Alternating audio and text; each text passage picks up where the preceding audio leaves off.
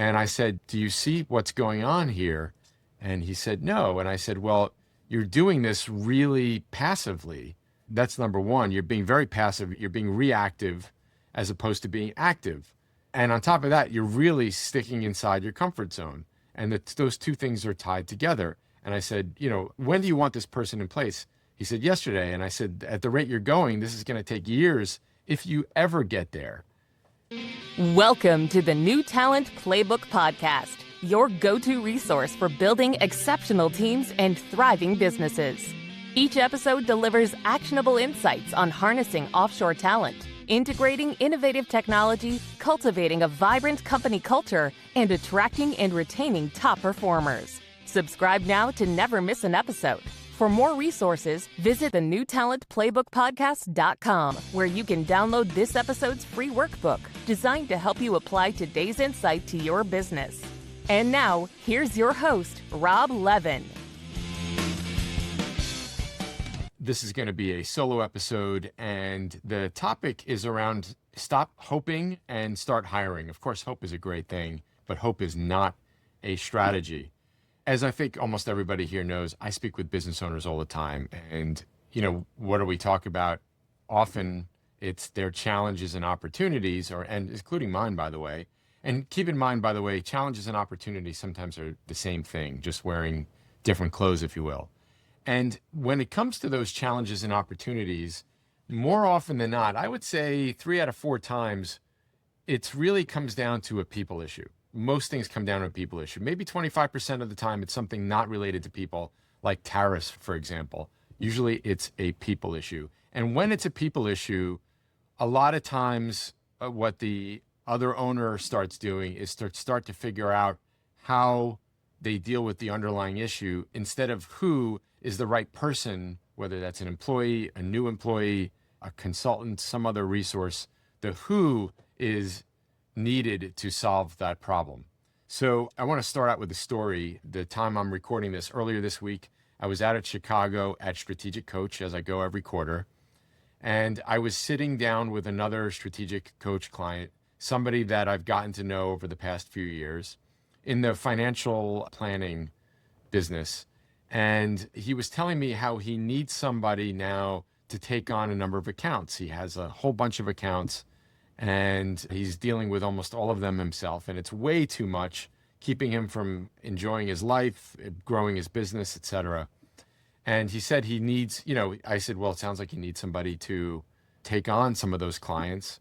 And he said, yes. And then I remembered that he said the same thing to me. It was either last quarter or the quarter before that.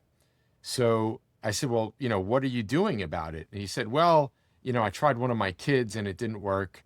And I tried somebody else that's already in the office and that didn't work. And there's somebody else that I know that I'm going to try. And I said, do you see what's going on here?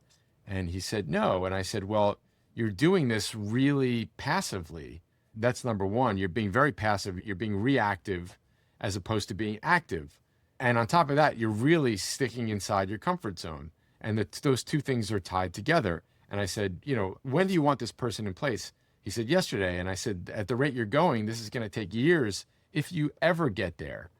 So why is that? What was really going on here? What was going on is, again, he's staying in his comfort zone. So why does somebody do that? Because they want to go with somebody they know already because they have that trust there. That doesn't mean that that's the best person for the role, right? So that's why we start hiring. We look outside our comfort zone, which is something you need to do if you want to scale your business. If you don't, if he's going to be happy serving all of his clients by himself, that's fine. He doesn't need to go out of his comfort zone to hire somebody for this position. But the other part of this is being proactive and not being passive, which is, all right, this is a big problem because it's keeping me from growing. It's keeping me from, having a free Friday in the summers, whatever that might be. And I'm going to make this a priority, right?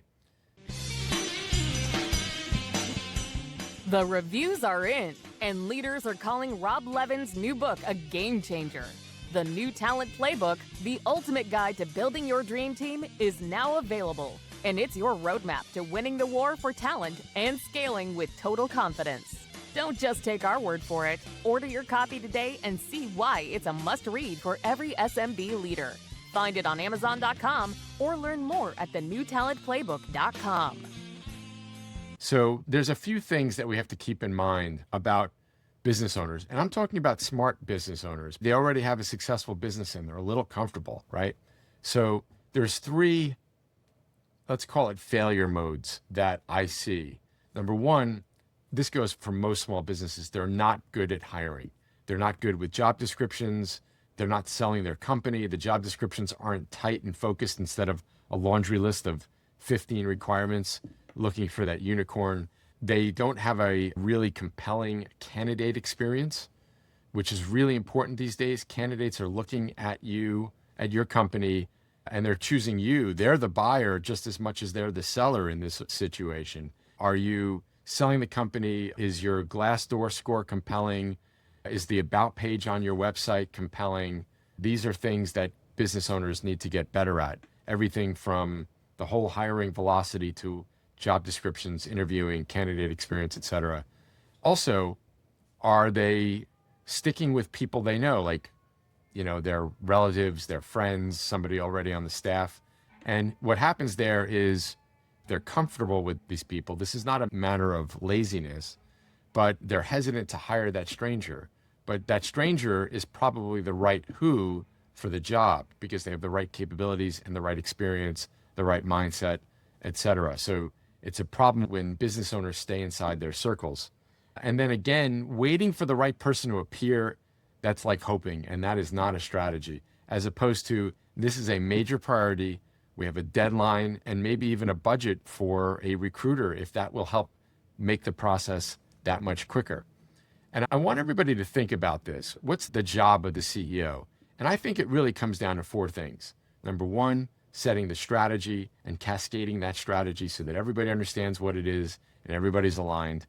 Getting people on the bus, quoting Jim Collins here, and making sure, of course, that the wrong people are getting off the bus. Making sure that everybody has the resources that they need, and then establishing and maintaining a great culture by design, something I've talked and written about plenty.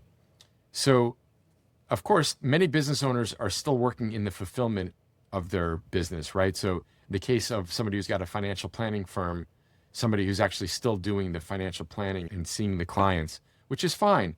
But you got to remember, your company still needs a CEO, and that's you. Or you hire somebody else to do that, and you can continue, let's say in this case, being a financial planner. But you need somebody to own this, and a big part of it, like I said, is getting the right people on the bus and being very intentional about it. So when you're doing this right, when you're doing this proactively, what does it look like? Well, it means you're moving with intent, right? You're doing a few things. You're moving quickly because usually by the time you've identified that you need to hire somebody, you need that person today, right? So again, you can consider bringing on a recruiter. If you're going to do it yourself, that's fine, but there's nobody there to push you. Make sure you get this done quickly, that you're posting your job in the appropriate place. Again, a great job description, and that you are quickly reviewing the candidates, whatever your process is like, maybe giving them assessments, getting them to the interview stage. If there's multiple interviews, they're happening same day or no more than a day apart. So you're moving with intent, with speed, and you're casting a wide net, which means, again, posting on a job board, maybe even considering remote. That's a different discussion. We'll put a link to a Substack that I've done on why remote is no longer an option. And for some companies going even further remote, which is nearshore, offshore, which is really just an extension of remote. Next, make sure that your company is appealing to candidates.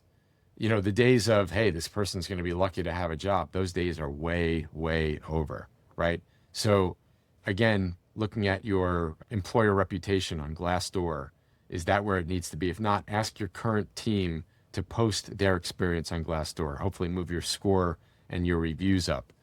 Making sure that you have that really good, tight candidate experience. Again, the job description that sells the role, not just a list of demands. And don't be afraid of failure. This is something that I've seen time and time again. I used to be susceptible to this. What do I mean by that? I mean, look, there is a chance that person, with all of the due diligence you do and all of the interviews that you do, may not work out. That's okay. You got to take, if you're not going to take that chance, then you're basically making the decision not to grow and scale your business. And look, I'll give you a real world example of us at Work Better Now. We went through 3 heads of marketing in about 2 years before we landed on the 4th, which we recently did, and she's working out terrific.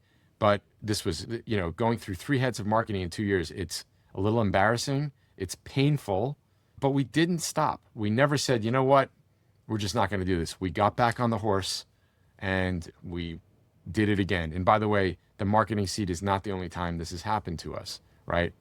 So having that intent means even when there's a miss, you keep moving. So hiring should not be about luck. This is about setting this as a priority and being very intentional about it.